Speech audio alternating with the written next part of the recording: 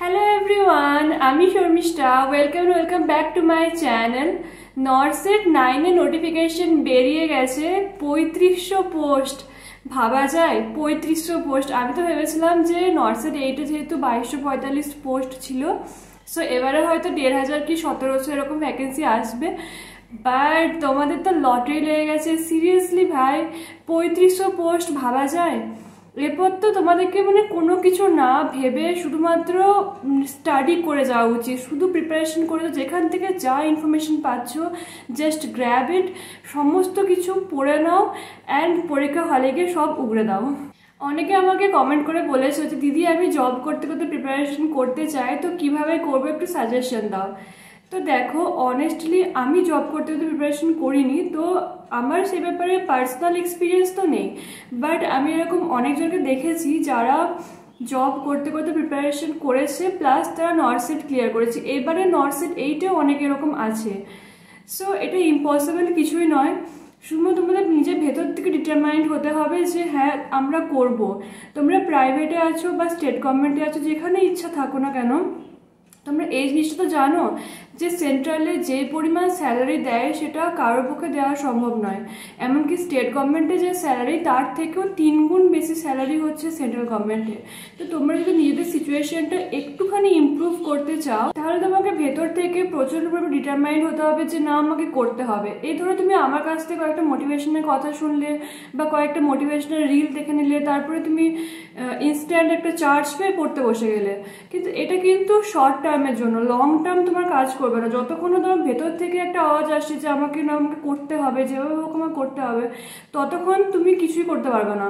তোমার ভেতর থেকে আওয়াজটা আসতে হবে যে হ্যাঁ আমি করব, তাহলে তোমার সেই জিনিসটা লং টার্ম চলবে, তুমি কনসিস্টেন্টলি পড়াশোনা করতে পারবে। আমি আমার স্ট্র্যাটেজি ভিডিওতে বলেছি যে কনসিস্টেন্সিটা খুবই ইম্পর্টেন্ট। আমি আজকে ঠিক করলাম পড়বো, 2 দিন 3 দিন পড়লাম তো বন্ধ করে দিলাম, এভাবে কিন্তু হবে না, কন্টিনিউ পড়ে যেতে হবে। ধরো যারা ঘরে বসে প্রিপারেশন করছে, তারা ধরো একটা জিনিস কমপ্লিট করতে হয়তো 2 থেকে 3 মাস টাইম লাগছে, কিন্তু যারা জব করতে প্রিপারেশন করছে তাদের কিন্তু সেটা একটু বেশি টাইম লাগবে, ধরো 4 থেকে 5 মাস লাগবে, কারণ তারা একটা টাইমের জন্য কিন্তু এক জায়গায় কাজ করতে যাচ্ছে। সো এই জিনিসটাকে নিয়ে নিজেকে ডিমোটিভেট করলে হবে না যে তারা আমার থেকে কতটা এগিয়ে গেছে, এইগুলো কিন্তু ভাবলে হবে না। তোমাকে নিজের মধ্যে পেশেন্স রাখতে হবে যে হ্যাঁ হবে, আস্তে আস্তে করে হবে, কিন্তু হবে। এরপর যেহেতু তোমরা আমার কাছ থেকে সাজেশন চেয়েছো, তো আমি তোমাদেরকে কিছু পয়েন্ট বলবো যেগুলো হয়তো তোমাদের হেল্পফুল হতে পারে। তো ফার্স্ট হলো নিজের একটা স্পেস খুঁজে বের করো। নিজের একটা যদি পারো তাহলে সিঙ্গেল রুম নাও, যেখানে তুমি যে ডিউটি থেকে ফিরে এসে যে বাকি টাইমটা, সেই টাইমটা পড়াশোনা করতে পারবে।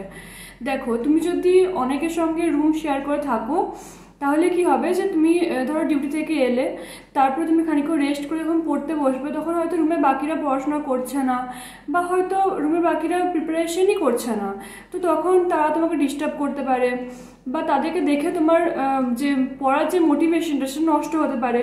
এবার আরেকটা জিনিস হতে পারে, যখন তুমি প্রিপারেশন করছো একটা গভর্নমেন্ট জবের জন্য আর বাকিরা করছে না, তখন কিন্তু একটা জেলাসির পরিবেশও ক্রিয়েট হতে পারে। তো তুমি যদি পারো তাহলে একটা সিঙ্গেল রুম নাও, আর যদি না পারো তাহলে এমন একটা জায়গা খুঁজে বের করো, হতে পারে সেটা লাইব্রেরি, যেখানে কি তুমি নিজের শান্তি করে বাকি টাইমটা পড়তে পারো। হ্যাঁ, এবার যদি তোমার রুমমেটরা যদি নর্সেটের জন্য প্রিপারেশন করছে আর সবাই মিলে যদি গ্রুপ স্টাডি করার চেষ্টা করছো, তাহলে তো খুবই ভালো জিনিস। গ্রুপ স্টাডি করলে কি হয় যে একটা টপিক যদি আমাদের বুঝতে অসুবিধা হয়, তাহলে সেটা খুব ইজিলি বোঝা যায়। সবাই যদি আলোচনা করে একটা জিনিসকে নিয়ে, তখন সেই জিনিসটা অনেকটা ইজিভাবে বোঝা যায়। তো সেরকম কিছু হলে সেটা তো খুবই হেলদি জিনিস। এরপর সেকেন্ড পয়েন্ট হলো টাইম টেবিল। তো জেনারেলি হসপিটালে 2 রকমের শিফট হয়, এক তো জেনারেল শিফট আর সেকেন্ড হলো 3 শিফট। এবার জেনারেল শিফট যেটা হয় সেটা হয় তোমার 9টা থেকে 5টা ডিউটি হয়। তো এরকম যদি কারোর শিফট হয় সেটা তো খুবই ভালো জিনিস, তাহলে তুমি বাকি পুরো টাইমটি ফাঁকা পেয়ে যাচ্ছ। সকালবেলা উঠে থেকে যদি পড়া স্টার্ট করো, সকালবেলা 5টা থেকে 8টা পর্যন্ত পড়ে নিলে 3 ঘন্টা, এদিকে তুমি ধরো ডিউটি থেকে চলে গেলে 5:30 6টার দিকে, তারপরে তুমি 1 ঘন্টা রেস্ট করে 7টা থেকে পড়া স্টার্ট করলে 7টা থেকে মোটামুটি 12টা পর্যন্ত যদি পড়ো, মাঝখানে আধ ঘন্টা ছেড়ে দিলাম খাওয়া দাওয়া এসবের জন্য, তো মোটামুটি 4 ঘন্টা 4.5 ঘন্টা যদি পড়ো, মোটামুটি তোমার 7 থেকে 7.5 ঘন্টা আরামসে পড়া হয়ে যাচ্ছে। তো সেই টাইমটা তোমাকে পুরোটা ইউটিলাইজ করতে হবে। ওই টাইমটাতে কোনো ওভার থিঙ্কিং করে বা কিছু করে যে টাইমটা নষ্ট করলে হবে না, ওই টাইমটা তোমাকে মানে একদম পুরোপুরি পড়ার মধ্যেই দিতে হবে। তবে হ্যাঁ, এই যে জেনারেল শিফটের 9টা থেকে 5টা ডিউটি আমি বললাম, ওটা আমি গভর্নমেন্ট হসপিটালের জন্য বললাম।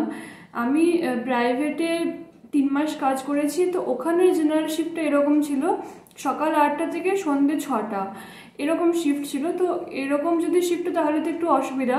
তোমাদের এরকম যদি কারোর শিফট থেকে থাকে সেটা আমাকে কমেন্টে বলো। অনেকে আসলে সকালবেলা উঠে পড়তে পারো না, তারা মোটামুটি 2-3টে অবধি পড়ে নিলে তারপরে সকালবেলা 8টা 8:30 সময় উঠে তারপরে ডিউটি চলে গেলে, এরকম করতে হবে। মানে ঘুমটা একটুখানি কমাতে হবে, 5 ঘন্টা 5.5 ঘন্টা। যারা বাইরে থেকে পড়ে তাদের একটু সুবিধা আছে যে 7-8 ঘন্টার একটা কমপ্লিট স্লিপ পায়, কিন্তু জব করতে করতে প্রিপারেশন করলে ওই ঘুমটা একটুখানি কমিয়ে দিতে হবে, এটাই প্রবলেম। এরপর যদি কারোর শিফট ডিউটি হয়, ধরো মর্নিং শিফটে ডিউটি আছে 7:30 থেকে 1:30 পর্যন্ত ডিউটি, তাহলে সেক্ষেত্রে তোমাকে সকালবেলা 5টার সময় উঠে যেতে হবে, দিয়ে সকালবেলা 1.5 ঘন্টা পড়ে নিলে। তো সকালবেলা একটুখানি পড়া হলো, তারপর 1:30টার সময় ডিউটি কমপ্লিট, মানে 2-2:30টার সময় হয়তো কমপ্লিট হলো, তুমি বাড়ি চলে এলে, তারপর একটু রেস্ট করলে, রেস্ট করে মোটামুটি 4টে 4:30টার দিকে পড়তে বসে গেলে। তারপরে ওই 4:30 থেকে মোটামুটি রাত পর্যন্ত তোমার কন্টিনিউ পড়ে যেতে হবে। মাঝখানে আধ ঘন্টা করে 1 ঘন্টা তুমি দুবার খাওয়ার টাইমটা বাদ রাখো, বাকি পুরো টাইমটা তোমাকে কিন্তু কন্টিনিউ পড়ে যেতে হবে। বাইরে ঘুরতে চলে গেলাম বা কোথাও গিয়ে টাইম নষ্ট করলাম, এরকম করলে কিন্তু হবে না, পুরো টাইমটা তোমাকে পড়তে হবে। যেটুকু টাইম পাবে সেইটুকু টাইম পড়ে যেতে হবে। যদি ইভিনিং ডিউটি হয় তাহলে তোমার দুপুর 1:30 থেকে সন্ধ্যে 7:30 কি 8টা পর্যন্ত। তো সেক্ষেত্রে তোমাকে মর্নিং থেকে উঠে যেতে হবে, মর্নিং থেকে উঠে সারাদিন পড়ে নিলে, তারপর রাতেরবেলায় এসে যদি একটুখানি পড়তে পারো তাহলে ভালো, না হলে ঘুমিয়ে গেলে, এরকমভাবে পড়তে হবে। আর যদি নাইট শিফটে তাহলে একটু প্রবলেম, কারণ নাইট শিফট তোমাকে বাড়িতে সাথে ঘুমাতেও হবে। তো নাইট শিফটে থাকো তাহলে রাত্রেবেলা যে 11টা-12টার পর যখন পেশেন্ট ঘুমিয়ে যায়, তখন ফোনের মধ্যেই টেস্ট সিরিজ করলে বা বইয়ে যদি পিডিএফ থাকে সেই পিডিএফ দেখে দেখে পড়লে, ঠিক আছে। যে টাইমটা ধরো রেস্ট করি আমরা 3 ঘন্টা, ওইটুকু টাইমে তুমি পড়ে নিলে, বাকি তুমি বাড়িতে এসে ঘুমালে, এরকমভাবে তোমাকে করতে হবে। মানে একটু কষ্ট করতে হবে। অনেকে সকালে উঠে পড়তে ভালো লাগে, অনেকে রাত জেগে পড়তে ভালো লাগে, কিন্তু যখন তুমি জব করতে করতে প্রিপারেশন করছো তখন তোমাকে দুরকমভাবে নিজেকে অ্যাডজাস্ট করে নিতে হবে। যদি তোমার মর্নিং শিফটে ডিউটি হয় বা ইভিনিং শিফটে ডিউটি হয়, তোমাকে ভোরবেলা থেকে উঠে পড়াটা প্র্যাকটিস করতে হবে। আবার যদি তোমার ধরো রাত্রেবেলা ডিউটি হয়, মানে নাইট ডিউটি হয়, তাহলে তোমাকে সারা রাত জেগে পড়তে হবে। তো তোমাকে দুরকমের নিজেকে অভ্যাসের মধ্যে রাখতে হবে। এরপর ছুটির দিন যেগুলো, সেগুলো তোমাকে ফুল ইউটিলাইজ করতে হবে। ধরো তোমার কালকে ছুটি আছে, তুমি আজকে জেনে গেলে যে তোমার ছুটি আছে, তো তুমি আজকে একটা লিস্ট বানিয়ে নেবে যে আমি কালকে এই জিনিসগুলো কমপ্লিট করব। তুমি যতটা করতে পারবে বলে তোমার মনে হয় তার থেকে বেশি নিজেকে টাস্ক দিয়ে রাখবে, ঠিক আছে। মানে টার্গেটটা হচ্ছে সবসময় বড় রাখবে। তুমি টার্গেট কমপ্লিট করতে পারো কি না পারো, অন্তত কাছাকাছি তো যাবে। তখন দেখবে তুমি যতটা ভেবেছিলে তার থেকে অনেক বেশি তুমি কমপ্লিট করে দিয়েছো। সবসময় নিজের এমটাকে বড় রাখবে যে হ্যাঁ আমি এতটা করবো। তুমি হয়তো প্র্যাকটিক্যালি সম্ভব না, তুমি হয়তো নিজেকে টার্গেট দিলে তুমি 50 পাতা পড়বে, কিন্তু তুমি 50 পাতা পড়তে পারো, 40-45 পাতা অন্তত পড়ে নেবে। তো সেভাবে তুমি নিজের টার্গেটটা সেট করে রাখবে যে আমি কালকে আমার ছুটি আছে, আমি এতটা কমপ্লিট করতে হবে। যতটা সিলেবাস টানা যায় ততটা টেনে দেবে ছুটির দিনগুলোতে। এরপর তোমরা যখন হসপিটালে আছো, ডিউটি করছো, সেই টাইমটা তোমরা কিভাবে ইউটিলাইজ করতে পারবে। তো অনেকেই জানো যে নর্সেটে কিন্তু ইমেজ বেসড কোয়েশ্চেন আসে। ইমেজ বেসড কোয়েশ্চেন মানে কীরকম, যে সমস্ত সার্জিক্যাল ইনস্ট্রুমেন্ট ইউজ হচ্ছে হসপিটালে সেগুলোর ইমেজ দিয়ে জিজ্ঞেস করে যে এগুলো কী, বা যে সমস্ত ইলেকট্রনিক ডিভাইস ইউজ করছে, আমার ইসিজি মেশিন, বাবল সিপ্যাপ, এরকম টাইপের জিনিস ইমেজ দিয়ে জিজ্ঞেস করে যে এটা কী। তো তোমরা যখন হসপিটালে আসো বিভিন্ন জিনিসকে ডিসকভার করো যে এটা কি, ওটা কি, এটা কিভাবে কাজ করে, ওটা কিভাবে কাজ করে। তোমরা আইসিইউতে আছো, ভেন্টিলেশন দেখতে পাচ্ছ, ভেন্টিলেশনগুলো কীভাবে কাজ করে, কোন মোডটা কীভাবে কাজ করে, এগুলো তোমরা ওই সমস্ত জিনিস নিয়ে স্টাডি করো, প্র্যাকটিক্যাল নলেজগুলোও নাও, তাহলে তোমাদেরও জিনিসটা হেল্পফুল হবে। তোমাদের থিওরিটা পড়তে অনেক সুবিধা, যখন তুমি প্র্যাকটিক্যাল সবার সময় দেখবে তোমার থিওরি পড়তে আরো অনেক বেশি সুবিধা হবে, তোমার এমসিকিউ করতেও সুবিধা হবে। আরেকটা জিনিস সেটা হলো প্রায়োরিটি বেস কোয়েশ্চেন। তোমার হসপিটালে যখন একটা পেশেন্ট আসছে, তুমি দেখো যে প্রথমে তার জন্য কি করা হচ্ছে। ধরো একটা পেশেন্ট এসছে আরটিএ, তো তো প্রথমে কি করা হবে, প্রথমে তার যে ব্লিডিং হচ্ছে সেটাকে স্টপ করা হবে। যদি তার এয়ারওয়েতে প্রবলেম হয়ে থাকে তাহলে প্রথমে আগে এয়ারওয়েটা ঠিক করা হবে, তারপরে তার ব্লিডিং স্টপ করা হবে। এরকম যে প্রায়োরিটি যে কোশ্চেনগুলো সেগুলো দেখো যে কোন পেশেন্টকে কিভাবে ম্যানেজ করছে, তখন তোমাদের দেখে দেখে একটু আইডিয়া হবে যে আমি কোন আনসারটা সিলেক্ট করবো। অ্যাজ এ নার্সিং অফিসার আমার কর্তব্য কি, ফার্স্টে আমি কি ট্রিটমেন্ট দেবো, তারপরে প্রাইমারি ট্রিটমেন্ট কি হবে, সেকেন্ডারি ট্রিটমেন্ট কি হবে, এগুলো জিনিসগুলো স্টাডি করো, তাহলে তোমার থিওরি পড়তে এমসিকিউ করতেও সুবিধা হবে। এরপর দেখো তোমরা নার্সের জন্য প্রিপারেশন করছো, তোমাদেরকে একটা কথা বলে দিই যে এইমসে কিন্তু ট্রান্সফার পলিসি নেই। ধরো তুমি প্রথমবার এক্সাম দিলে, তুমি একটা র্যাঙ্ক পেলে, দিয়ে যে কোনো একটা এইমসে বা অন্য কোনো যে হসপিটালগুলো যেগুলো আসে নার্সেটের মাধ্যমে, সেগুলো কোনো কোনো একটা তুমি পোস্টিং পেলে, ঠিক আছে। তো হয়তো সেটা তোমার বাড়ি থেকে অনেক দূরে, এবার তুমি বাড়ির কাছে আসতে চাইছো, তোমাকে কিন্তু আবার এক্সাম দিতে হবে। তখন তোমাকে ওই হসপিটালে জব করতে করতে প্রিপারেশন করে এক্সাম দিতে হবে। আর প্রত্যেকবার নর্সেটের যে প্যাটার্ন বা নর্সেটের যে কোয়েশ্চেনের যে লেভেল সেটা কিন্তু ইনক্রিজ হচ্ছে, মানে কোয়েশ্চেনগুলো আরও বেশি স্ট্যান্ডার্ডাইজড করছে। তো সেইভাবে তোমাকে প্রিপারেশনটা করতে হবে।